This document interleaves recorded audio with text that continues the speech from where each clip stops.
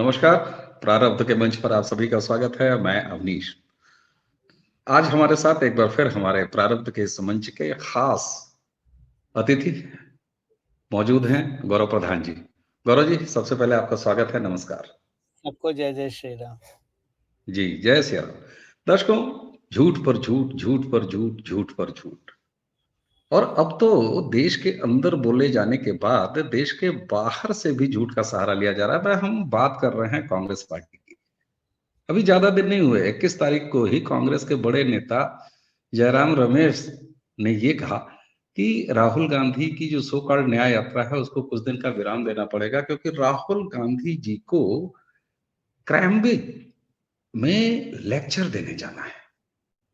अब सब इतने विद्वान आदमी और समय समय पर विदेश जाते रहते हैं, लेक्चर देने जाते हैं विशेष रूप से। लेकिन जयराम रमेश, कांग्रेस पार्टी और राहुल गांधी का ये एक और फ्रॉड निकला विदेशी जमीन से। हालांकि विदेशी जमीन पे वो जाके तरह तरह के फ्रॉड काम पहले भी करते रहे हैं, भारत के खिलाफ आग उगलते रहे हैं।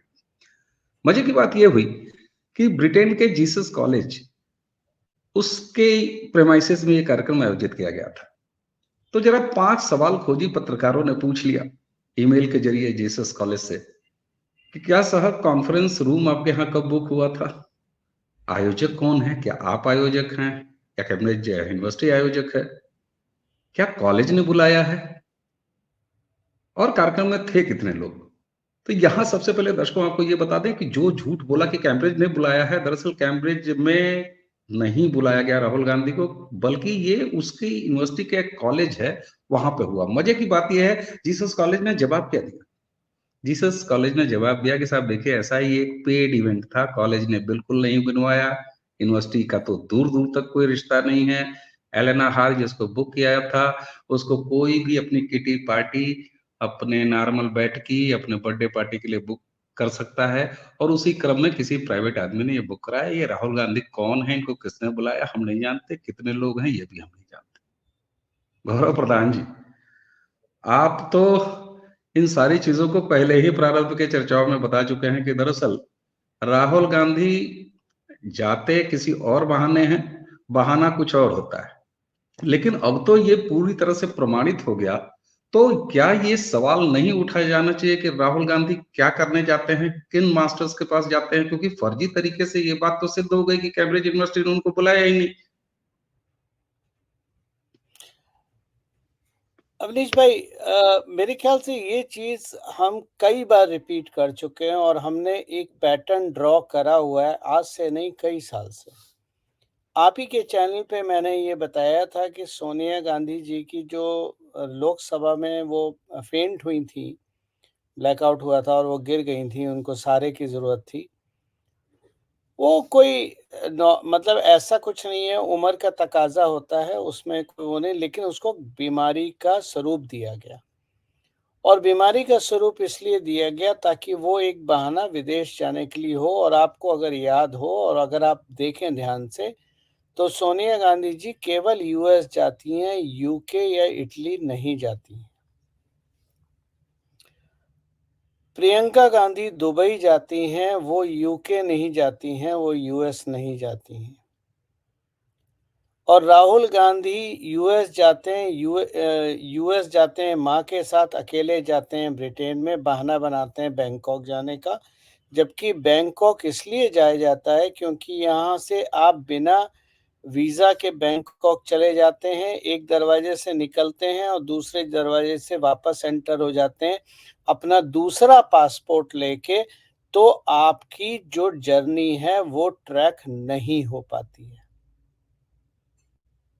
अब आपको एक चीज बताऊं, हमारे मेरठ में एक यूनिवर्सिटी है, चौधरी चरण सिंह यूनिवर्सिटी।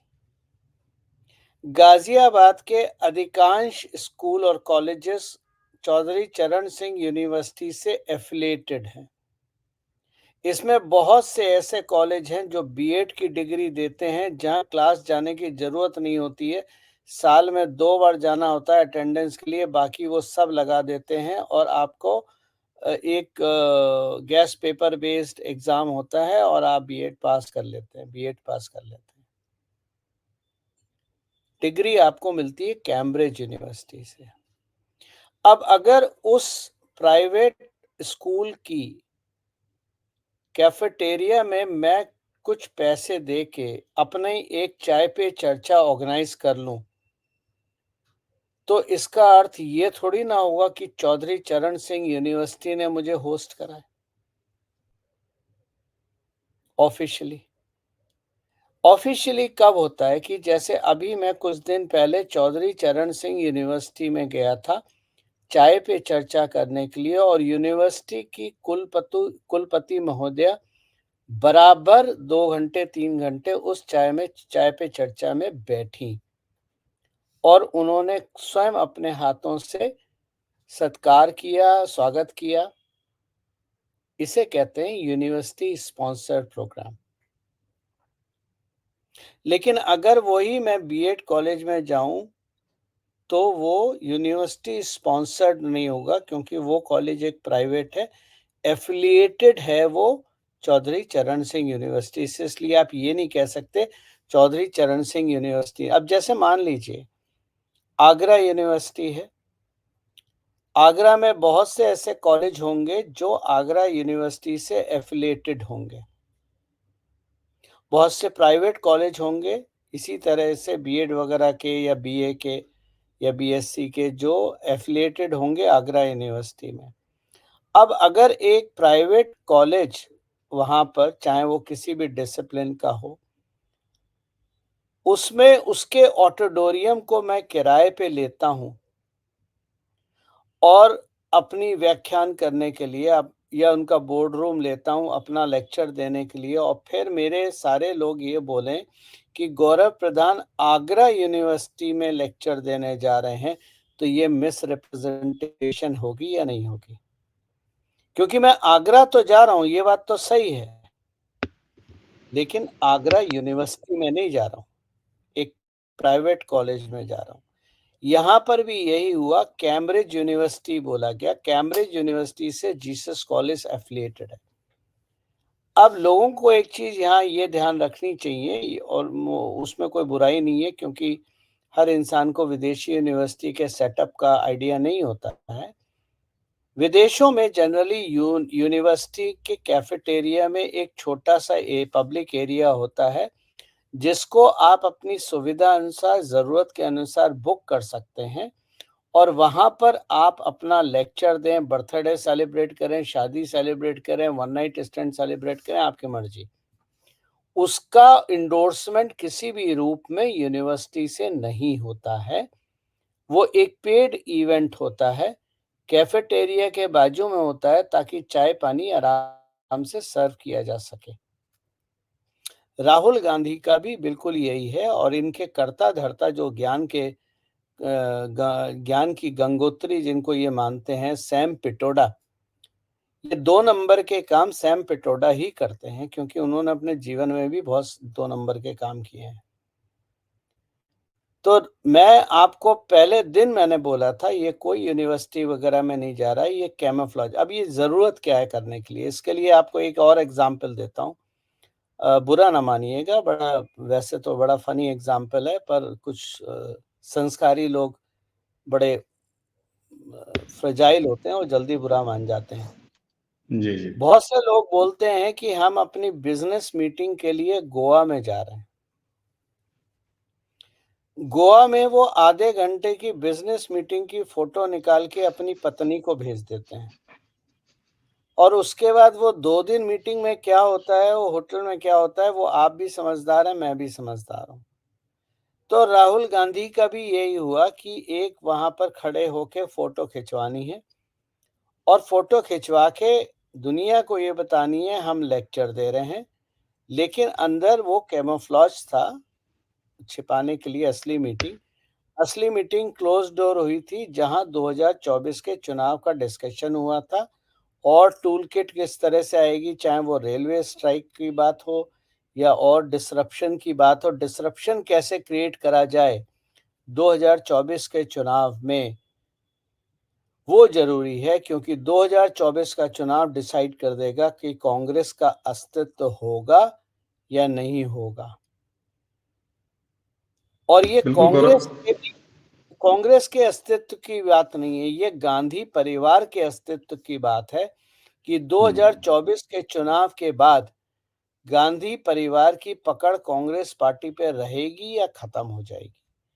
अपनी पकड़ को मजबूत करने के लिए और कंटिन्यू करने के लिए इस तरह के टूल किट इस्तेमाल हो रहे हैं, और जैसा कि मैंने 5 साल पहले से बोल रहा हुआ और हमेशा बोलता हूं कि ये युद्ध महाभारत का युद्ध है। हम्म।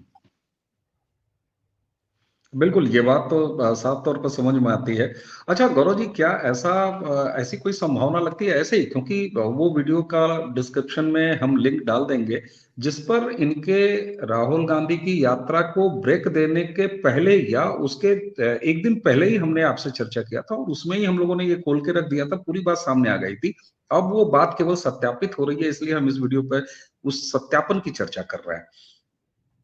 आपने अगर ध्यान दिया हो, दर्शकों ने भी ध्यान दिया हो, तो किसान आंदोलन पार्ट 2 के नाम पर मोदी का ग्राफ नीचे गिराने के एक जो कुचक्र रचा गया था, जिसको कि बहुत सफलता से खट्टर सरकार ने वहीं पंजाब में बांध के रख दिया, और उसका नतीजा ये हुआ कि वो सो कॉल्ड पॉलिटिकल मूवमेंट अपने आप अपनी मौत मर गया।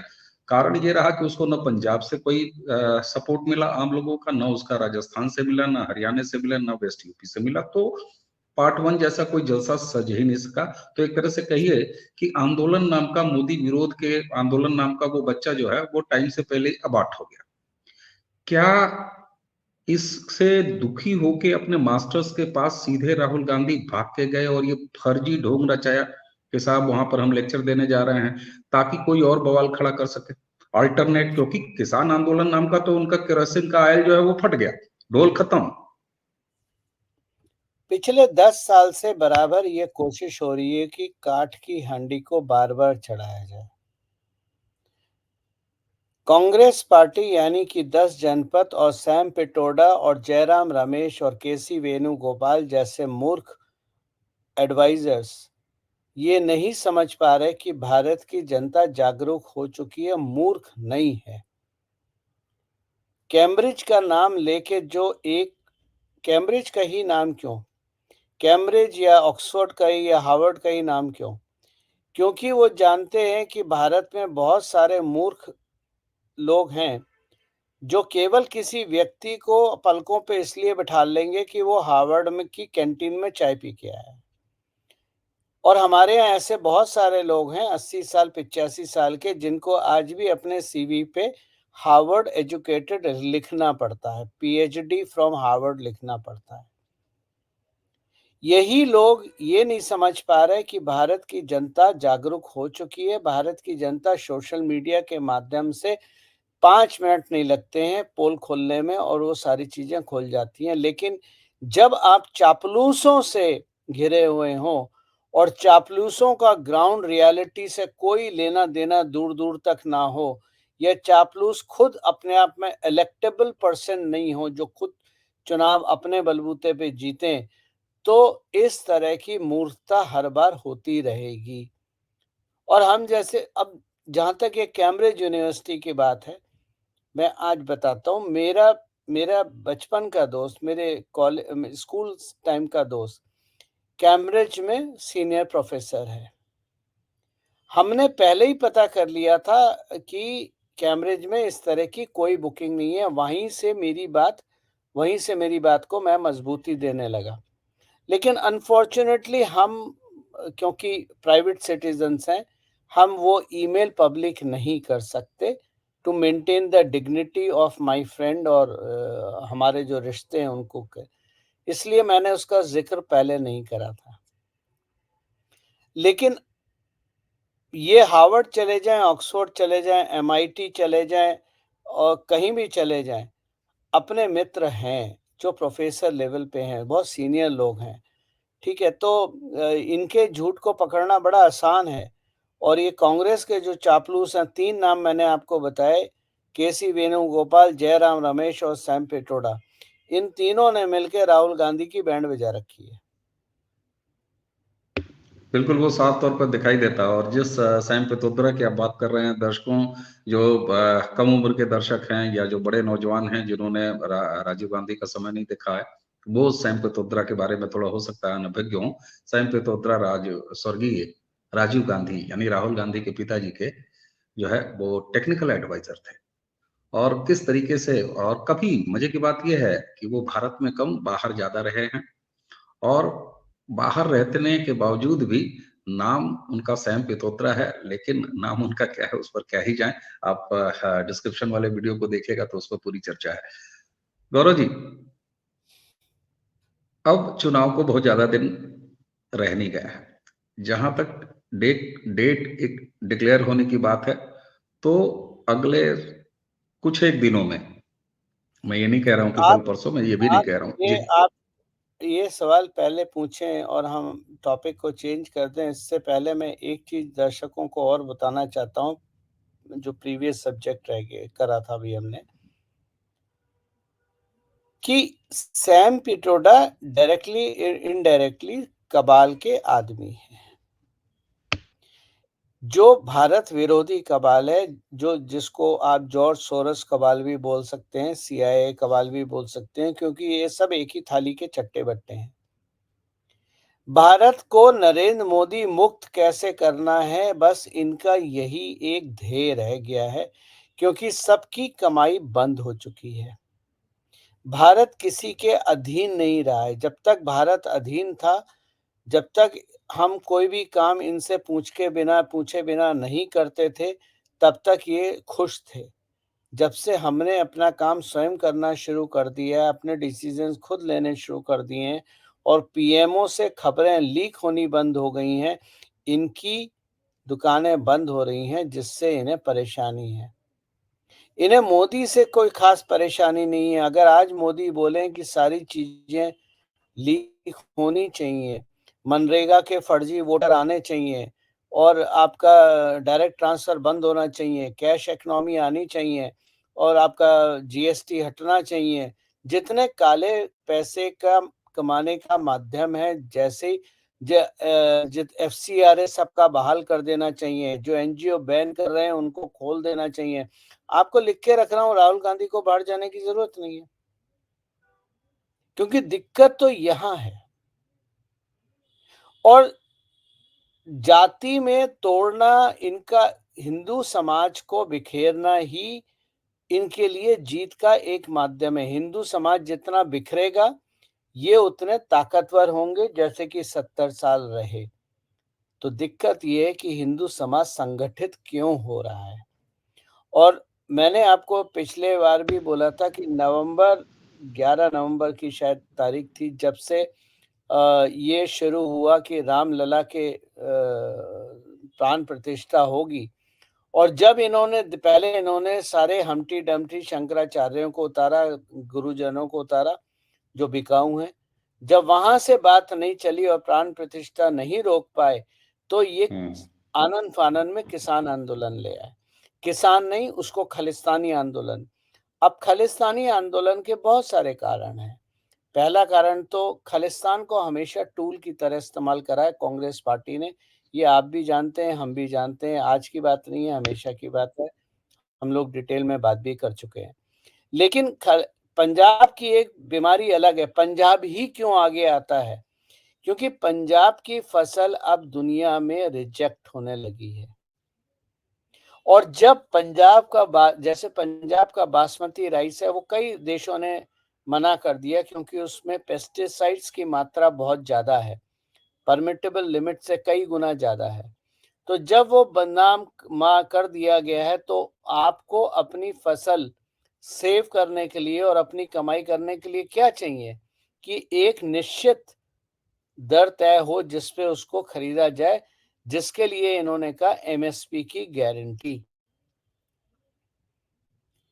तो पंजाब के बारे में जो लोग नहीं जानते हैं, वो ये है कि जरूरत से ज्यादा पेस्टिसाइड्स और केमिकल खादें इस्तेमाल करने के लिए जो ग्राउंड वाटर है पंजाब का, वो दूषित हो चुका है। तो इसलिए ये सारी दिक्कत है। अब जब राम मंदिर को नहीं रोक पाए, किसान आंदोलन फेल हो गया, क्योंकि जैसे काठ की हांडी बार बार नहीं चढ़ती है। तो ठीक इस बात। बार आप देखिए पंजाब के अलावा ना हरियाणा था, ना राजस्थान था, ना गुजरात था, ना पश्चिमी उत्तर प्रदेश था, ना बिहार था, कोई भी और किसान नहीं आया। तो ये मूवमेंट तो फ्लॉप होना ही था। अब जब ये भी फ्लॉप हो गया और यात्रा के धज्जियाँ उड़ रही हैं रोज़, यात्रा में केवल चमचे और राहुल गांधी और फोटोग्राफर के अलावा कोई भी नहीं है, पब्लिक है ही नहीं। तो जब आपकी यात्राएँ फ्लॉप हो रही हैं, आपका राम मंदिर का रोकने का मूवमेंट फ्लॉप हो गया, आपका किसान आंदोलन फ्लॉप हो गया, तो वहाँ से घंटी बजी, भाई साहब कैम्ब्रिज आ जाओ मीटिंग करनी है। कैम्ब्रिज जैसे मैंने हमेशा कहा है, ब्रिटेन एक ऐसी जगह है जहाँ दुनिया का सारा कबाल मिलता है। और जब सारा बोला जाए तो हमारे पड़ोसी मुल्क के जो एजेंसी है उसके लोग ठीक लंदन बात। में ही बैठे रहते हैं, क्योंकि दुबई अब थोड़ा रिस्की होता जा रहा है। हम्म। तो ये सबको कैम्ब्रिज में मिलना था, वहाँ से डिस्कशन करना था, राहुल गांधी को नए काम का इंस्ट्रक्शन देना था, काम समझाना था, तो उसके लिए कैम्ब्रिज में जगह थी। अब चूँकि ये चीज़ ऐसे ना दिखे, तो उसमें आपने कैफ़ेटेरिया में एक 20 लोगों का, 18 लोगों का जमघट लगा दिया, जहाँ पर आपने 2 मिनट, 5 मिनट या आधा घंटा बकवास करी होगी, फ़ोटो खिंचाए होंगे, लेकिन ये लोग ये भूल गए कि भारत की जनता पढ़ी-लिखी मूर्ख नहीं है। हम लोगो भी जो डाइस पे पोडियम पे जो लोगो हैं, हम वो ही स्कैन करके गूगल से पता लगा सकते हैं कि वो कहाँ का है। बिल्कुल ठीक बात है। और आपने जब एक बात कही ना कि राहुल गांधी की उस सो कॉल्ड न्याय यात्रा में केवल कैमरामैन और उनके कुछ चट्टे बट्टे हैं, बल्कि इसको ऐसे कहिए गौरव जी कि अब तक राहुल गांधी की इस सो कॉल्ड न्याय यात्रा में जितने लोग शामिल नहीं हुए होंगे, जब इन्होंने नॉर्थ ईस्ट से शुरू किया, उससे ज्यादा लोग कांग्रेस पार्टी छोड़ के भाग खड़े हुए, निकल गए, नेता कार्यकर्ता और तमाम लोग। और तो और मैं उत्तर देखिए प्रदेश में अवनीश, जी। राहुल गांधी तो बहुत बड़े इंसान हैं, बहुत बड़ी हस्ती हैं पॉलिटिकली, और कांग्रेस पार्टी तो बहुत बड़ी पार्टी है, बहुत पुरानी पार्टी है। हम तो मामूली लोग हैं ना। हम तो मामूली street common man, common Indian middle class लोग हैं। हमारी तो कोई पॉलिटिकल पार्टी नहीं है, ना पॉलिटिकल पार्टी से एफिलिएटेड है। ठीक हमारी बात। चाय पे चर्चा में ज़्यादा लोग आ जाते हैं as compare to Rahul Gandhi की रैली। मैंने वही और कहा, अरे साहब हम। कई बार हमें बोलना पड़ता है कि भाई पहले रजिस्टर कर दो, जगह नहीं मिलेगी, और लोग कहते हैं कोई दिक्कत नहीं है, हम ज़मीन पे बैठेंगे। बिल्कुल ठीक बात है। और आप ध्यान रखें, आप ध्यान दें अगर और याद करें, तो हम लोग कई ऐसे आयोजनों में सहभागी भी किए हैं जहां हमने सोशल मीडिया के नेटवर्क के मित्रों की मुलाकात किसी महानगर, किसी नगर में की है। और वहां पर स्थिति जो है इतनी हो गई है कि 400 500 600 800 लोग इकट्ठे हो गए, केवल फेसबुक पर पोस्टर लिखने से। इसके साक्षी आप रहे हैं, कई बार साक्षी रहे हैं, और वहां पर कितनी कंस्ट्रक्टिव, कितनी पॉजिटिव बातें होती रही हैं। ये पिछले 10 एक सालों की एक उपलब्धि है जो सोशल मीडिया पर तमाम राष्ट्रवादी गिलहरियों द्वारा पैदा की गई है, और उसको वो एंजॉय कर रहे हैं। अच्छा, मैंने जब ये कहा ना कि जितने लोग राहुल गांधी की यात्रा में शामिल नहीं होंगे, उससे ज्यादा तो उनकी पार्टी छोड़ के चले गए। मजे की बात, उत्तर प्रदेश में जब वो आए तो जिसके साथ उनका गठबंधन हुआ, समाजवादी पार्टी, उनके कार्यकर्ता और नेता जो छोड़ दिए, उनके विधायक ही गायब करवा दिए। तो एक तो ये साफ तौर पर लग रहा है कि उनको खुद लग गया कि ये काठ की आड़ी चढ़नी तो छोड़ दो भैया, अब ये परमानेंट जलने की स्थिति में है। किसान आंदोलन फेल हो गया। तो मैं जहां आपको वो ध्यान दिला रहा था कि इलेक्शन को अब ज्यादा दिन नहीं बचे हैं। हकीकत यह है कि जो हमारा अनुमान कह रहा है, थोड़ी बहुत समझ के हिसाब से, मैक्सिमम 10-12 मार्च तक इलेक्शन कमीशन डेट अनाउंस करने की स्थिति में है। वो अंदाजा लगता है कि किस तरीके से प्रधानमंत्री 3:30 बजे भोर में बैठ के और अपने कैंडिडेट फाइनल कर रहे हैं। लगभग लिस्टें तैयार है, वो कहा जा रहा है कि 4 या 5 तारीख तक भाजपा की लिस्ट निकल आएगी, बाकी लोग तो बहुत आगे हैं।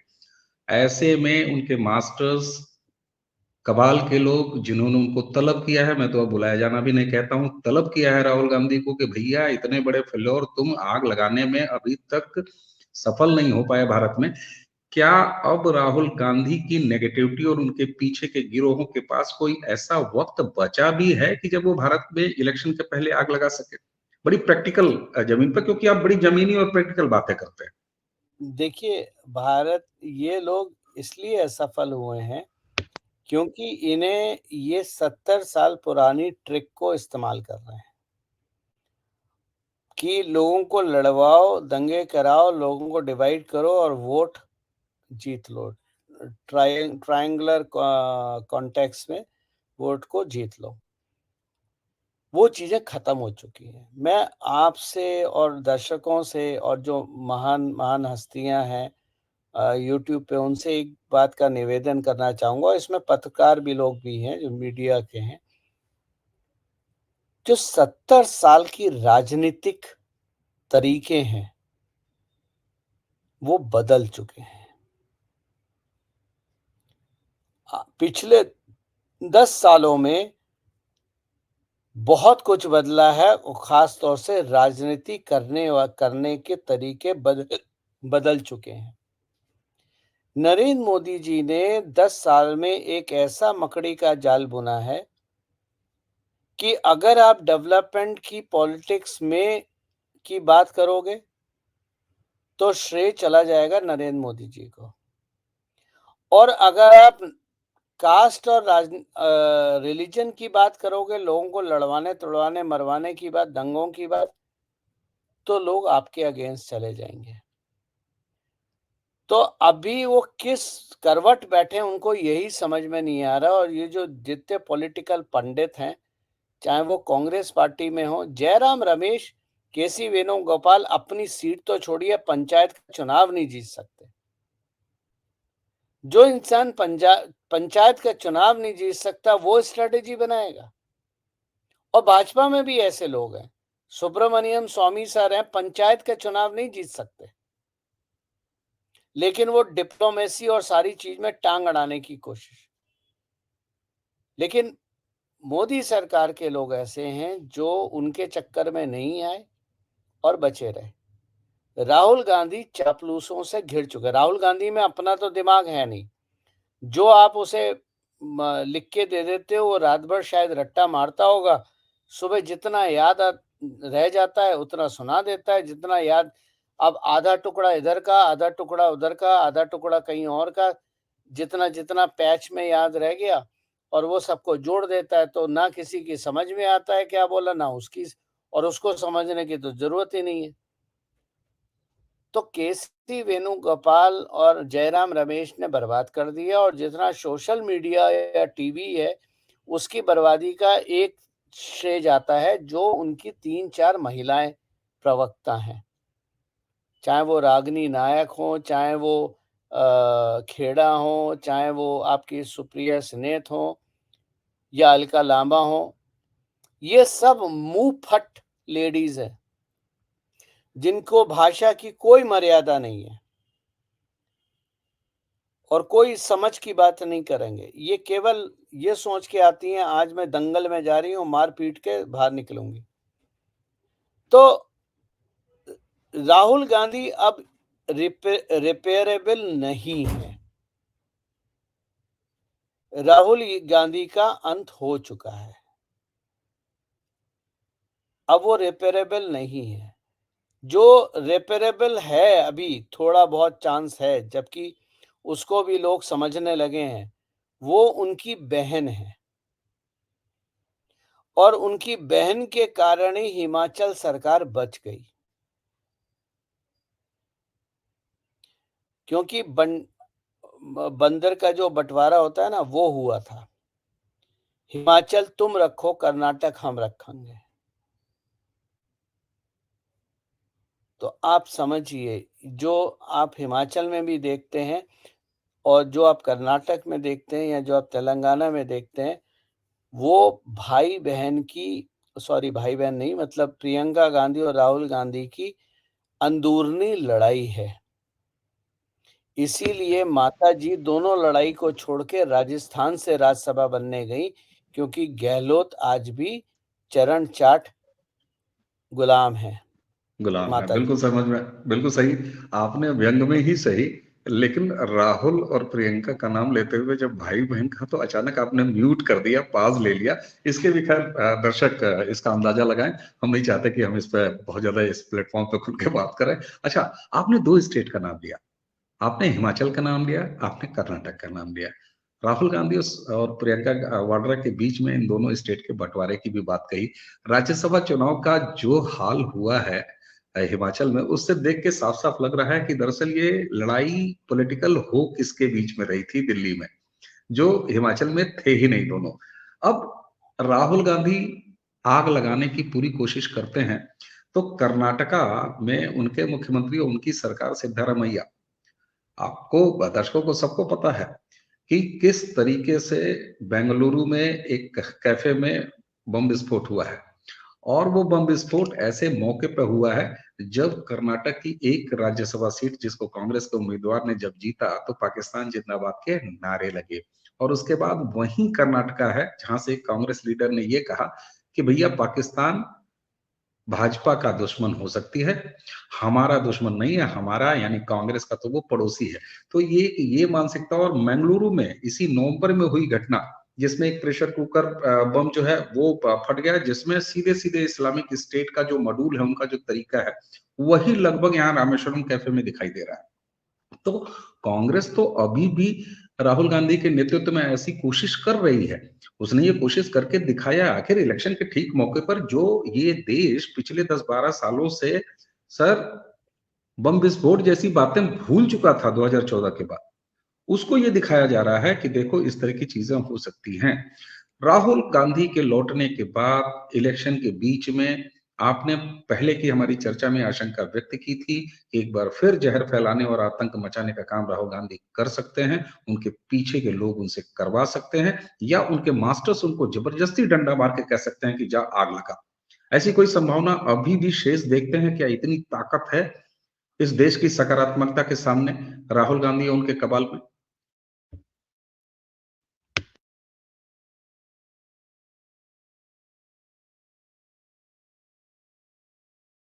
गौरव जी, गौरव जी, मेरी आवाज आप तक जा रही है?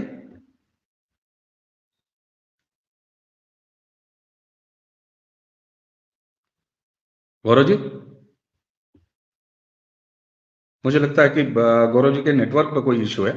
और दर्शक, जब तक गौरव जी हमारे साथ दोबारा नहीं जुड़ते, हम इस बात को, जो हमारा प्रश्न है, आप देखिए लगातार प्रारब्ध के इसी मंच पर आज एक वीडियो हमने इस पर किया है और बाकायदा इसी पर वो चर्चा भी हो रही है हमारी कि किस तरीके से राहुल गांधी और उनकी कांग्रेस एक प्रयास कर रही है कि किसी न किसी तरह से आतंक मचाया जाए। और अब ये जब कैम्ब्रिज का एक पूरा फर्जी मामला सामने आ चुका है देश के, तो ये साफ पता चलता है कि राहुल गांधी कहीं नहीं जाते, राहुल गांधी कहीं लेक्चर नहीं होता, राहुल गांधी को देश में सुनने वाला नहीं है, विदेश में कौन सुनता है। बहरहाल ये जाते कहीं और हैं। जैसा कि गौरव जी ने चर्चा के दौरान कहा कि, और वो पैटर्न सब लोग जानते हैं कि तमाम बिजनेस मीटिंग होती हैं गोवा में, बहुत सारे लोग, तो बहुत सी कंपनियां तो थाईलैंड और बैंकॉक में की तरफ जो है वो कारपोरेट मीटिंग्स करती हैं, लेकिन उसके नाम पर क्या होता है, खैर ये समाज का चलन है। राहुल गांधी के इरादे कितने नेक हैं इसको देश ने देख लिया है, और अब कम से कम राहुल गांधी को बाज आना चाहिए कि यह देश बदल रहा है। हमें उम्मीद है कि किसी तकनीकी वजहों से गौरव प्रधान जी का कनेक्शन अचानक कट गया, लेकिन हमें लगता है कि गौरव जी के साथ ये बातचीत लगभग पूरी हो गई थी, जिस उद्देश्य से हमने बातचीत शुरू की थी कि राहुल गांधी एक बार फिर अपने गलत इरादों में किस तरीके से नाकामयाब हुए हैं और उनकी इस फर्जीवाड़े का किस तरीके से पर्दाफाश हुआ है, यह भी देखना बहुत रोचक है। और अब कम से कम कांग्रेस को ऐसे सस्ते उपायों से बचना चाहिए, ऐसी उम्मीद की जाती है। तो दर्शकों, इसी के साथ गौरव जी एक बार फिर हमारे साथ हैं। तो आइए गौरव जी के साथ हम ये बातचीत फिर एक बार शुरू कर लेते हैं। गौरव जी, जब तक आप का कनेक्शन किसी तकनीकी वजह से नहीं रहा था, तो मैंने उस चीज को कंटिन्यू किया था। मैं सिर्फ यही आपको याद दिला दूं कि क्या अब भी इस बचे हुए थोड़े समय में राहुल गांधी अपने जहरीले एजेंडे को भारत में एक बार अप्लाई करने की कोशिश, साहस, हिम्मत, जुर्रत कर सकते हैं? देखिए, जैसा कि अभी मैं बोल रहा था पहले, जो बैंगलोर में कैफ़ेटेरिया में बम ब्लास्ट हुआ है, वो बहुत माइल्ड था, ठीक है?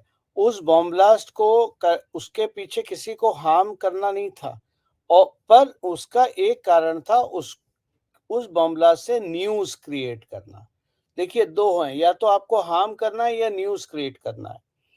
यही रामेश्वरम कैफ़े था जिसमें अयोध्या के लिए सबसे ज़्यादा सजावट हुई थी भगवा की। आपको अगर ध्यान हो या अगर आपको याद हो तो। तो यहाँ पर ये मारने के लिए नहीं, न्यूज़ क्रिएट करने के लिए हुआ था। अब सवाल ये है कि न्यूज़ क्यों क्रिएट करी जाती है?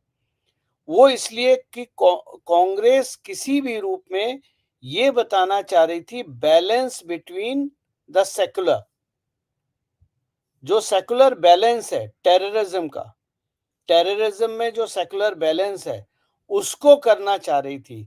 और आपने अगर देखा हो तो बम ब्लास्ट के बाद पहले तो ये उड़ाया गया कि वो सिलेंडर फटने से हुआ। लेकिन जब चीफ मिनिस्टर ने मान लिया कि ये आईडी ब्लास्ट था, उसके बाद जो कांग्रेस के कुछ यूथ कांग्रेस के और जो बड़े नेता हैं उनके, उन्होंने सटल वे में ये कहना शुरू कर दिया कि ये भाजपा ने करवाया है। यहाँ से ये बात साबित हो जाती है जो मैं पहले दिन से बोल रहा हूँ कि कांग्रेस का कोशिश ये है कि टेररिज्म को बैलेंस करा जाए। यानी मुस्लिम टेररिज्म है तो हिंदू टेररिज्म भी है। जब जैसे 26/11 में इन्होंने हिंदू टेरर की बात करी थी, और अगर कसाब जिंदा नहीं पकड़ा जाता तो ये बताया जाता कि वो हिंदू टेरर है। ये पाकिस्तान की मोडस ऑपरेंडी आज से नहीं है, काफ़ी टाइम से है, ताकि पाकिस्तान का जो टेरर स्टेट के जो बैच लगा हुआ है उनके माथे पे, वो किसी तरह हटे और वो टेररिज्म को बैलेंस कर सकें, हिंदू टेररिज्म और मुस्लिम टेररिज्म में। ठीक बात, बिल्कुल। और कांग्रेस ने तो बाकायदे हिंदू टेररिज्म का शब्द उत्पादित किया और लगातार उसको किया और कितना उत्पीड़न किया वो दर्शकों को मैं सब पता एक है, किसको मैं किसको एक जेल में रखा। करेक्शन जी। मैं एक करेक्शन करना चाहता हूँ। बहुत सारे लोगों में ये भ्रांति है कि जी। हिंदू टेरर का शब्द दिग्विजय सिंह ने या कांग्रेस के लोगों ने, खास तौर से सुशील कुमार शिंदे ने शुरू करा था। सच्चाई ये है कि हिंदू टेररिज्म का शब्द कॉइन हम्म। करा गया था पाकिस्तान आईएसआई के चीफ ने, और ओके। उसको फिर इंडिया ट्रांसपोर्ट करा गया था, जहां पर शिंदे, सुशील कुमार शिंदे, जो गृह मंत्री भी रहे थे कांग्रेस की सरकार ने, उन्होंने उसको बढ़ावा दिया। 26/11 आरएसएस की साजिश की किताब की बात जहां तक होती है, वहां पर हिंदू टेरर की बात बताई जाती है कांग्रेस के थ्रू। तो जी। ये, अब चलिए वो कभी और बात करेंगे वो हिंदू टेरर पे डिटेल में, बस मैं थोड़ा सा करेक्शन करना चाह रहा था। बिल्कुल, बिल्कुल गौरव जी। और हाँ, आपने जिस तरीके से कहा कि कई वीडियोज़ में बहुत सारे दर्शकों इस चर्चा के डिस्क्रिप्शन में आपको गौरव जी के साथ वो तमाम वीडियोज़ मिलेंगे, जिसमें आज जो हम बात कर रहे हैं, ये कब बातचीत में निकल के आई थी, ये सारी आशंकाएँ किस तरीके से सच पर सच साबित होती जा रही है। लेकिन हमें उम्मीद है कि जो आशा हम लोगों ने अपनी पहली बातचीत में, इससे पहले की बातचीत में निकाली है, कि ये कितनी भी कोशिश कर लें, लेकिन अब भारत जाग चुका है और भारत की जनता, हम आवाम, हम भारतीय जान रहे हैं कि ये अब धर्म युद्ध है, चाहे वो 2024 का चुनाव हो। और भारत की जनता 2014 से उत्तरोत्तर इस बात को समझती जा रही है और शायद यही वजह है कि राहुल गांधी और उनकी पार्टी, उनके लोग, उनका गिरोह भारत को ही बर्बाद कर देने की साजिशों में जुटा हुआ है। तो राहुल गांधी की एक और फर्जी विदेश यात्रा का फर्जीपना देश के सामने है और राहुल गांधी खुद अपने राजनैतिक चरित्र में, अपने व्यवहारिक चरित्र में और अपने सामाजिक चरित्र में बुद्धिहीन तो वो पहले ही हैं, बाकी पैमानों पर भी पूरी तरह फर्जी साबित हो रहे हैं और ये आपने देश। जो राहुल गांधी के इतने चरित्रों की बात करी, मैं आपको बड़ा एक संक्षिप्त सी बात बोल दूं। राहुल गांधी में कोई चरित्र नहीं है। एक दुष्चरित्र भी। जे एक एक जेब कतरे में भी एक चरित्र होता है, जेब काटने का। एक ठीक। डाकू में भी एक चरित्र होता है डकैती करने का।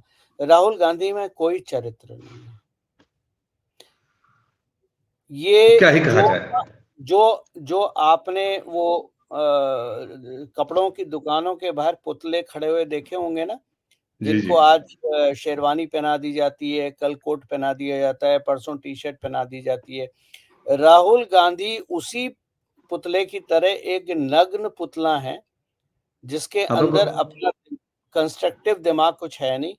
उसको सैम पिट्रोडा, केसी वेणुगोपाल, जयराम रमेश जो कपड़ा चाहते हैं वो पहना देते हैं, लेकिन वो कपड़े का जवाब नहीं दे सकता कि आज उसने क्या किया। क्या पहना है, बिल्कुल ठीक बात है। और वही पुतला कई बार दुकान के आगे या पीछे कबाड़ की जगह पे नंगा, बिना हाथ का, धड़ अलग और बाकी उसका ढांचा अलग, ऐसा भी देखते हैं, दिखाई देता है लोगों को।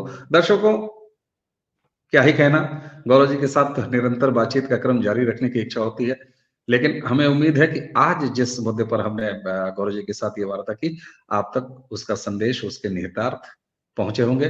गौरव जी, आपको हमारी तरफ से बहुत बहुत धन्यवाद। और दर्शकों, इसी के साथ हमें और गौरव जी दोनों को आज्ञा दीजिए। आप सभी को नमस्कार। जय श्री जय राम। जय गौरव जी, श्री बहुत राम। बहुत प्रणाम आपको। बहुत बहुत